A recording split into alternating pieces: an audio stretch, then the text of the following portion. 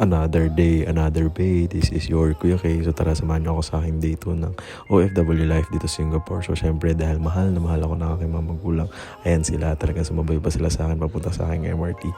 Sabi nila sasabay lang daw sila, pero feel ko gusto lang rin talaga nila akong ihatid. Ayan pa, tatay ko talagang ganado siyang mag-vlog. Follow niyo siya at Tito RGTV. So ayan, ready sila, warm up din sila habang naglalakad pa sabay sa akin papunta sa kanilang pag-judge-jogging. At ayan na nga, nakarating na kami sa MRT Bukit Gombak Station. So nagpaalat na parents ko sa akin, yung tatay ko toto acting pa sa pagtakbo. So itong station kasi talaga rin to ay medyo malapit lang sa tinitirahan namin. Nakikitira kami ngayon sa Pascual. So shout out sa mga Pascual na napakapagmahal at tinanggap kami ng buong puso. So yung bababaan kong station ay Kranji Station. Parang 2 stations away lang siya sa Bukit Gombak. So ayan, baba na ako. Pagbaba ako ng MRT, bababa muna ako sa escalator at itatap ko ang aking EasyLink. Salamat sa mga sponsors. Alam niyo na kung sino kayo. After ko naman bumaba ng MRT station, lilipat naman tayo sa bus station. Yung bus station naman ay 1 minute lang away from the MRT. So, sobrang less hassle talaga. So, yan yung bus na sasakyan natin, bus 925. Medyo maraming sumakay pero pagpasok mo ng bus, makikita mo kung gaano kaliwalas.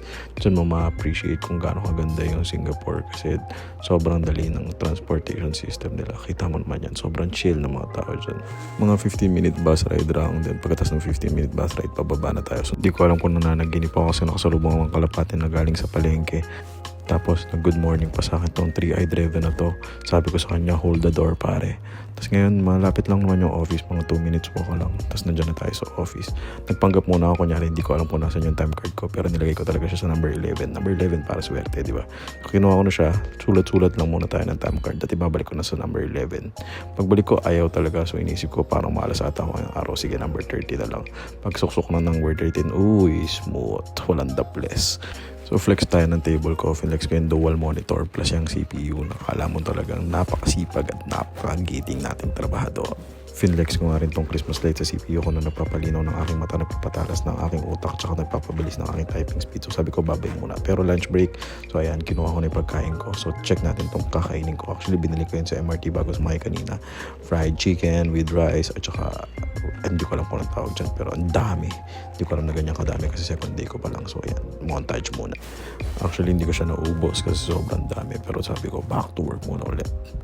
Tapos mamaya biglang inabutan ako ng manager naming babae ng dahon na hindi masarap lasang karton. Hindi ko rin naman naubos yan. Tinapong ko rin yan kanina. Ngayon pauwi na ako. Actually oras niyan 7:30 pero medyo maliwanag pa. Lakad pogi lang ulit papunta sa bus station. So kita niyo maliwanag pa. So nandiyan tayo sa bus station. Naghihintay lang tayo ng bus. At yun, dumating agad. Sobrang smooth pare. So ayun, nakasakay tayo sa bus station. Actually kikitain natin si Ate Darcy. Mag-viewing kasi kami ng mga rooms for rent dito sa Singapore na pwede kong tirahan pang samantala habang wala pa kaming staff house.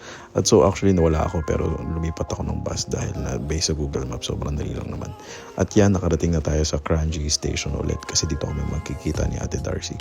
So makiat lang ako dyan sa escalator, tas kabila niyan, yun ng MRT na. At nakita na natin si Ate Darcy. Baka isipin nyo, anak yan ng isang napakayamang hardinero sa Pilipinas na may hasyendang malaki pero hindi.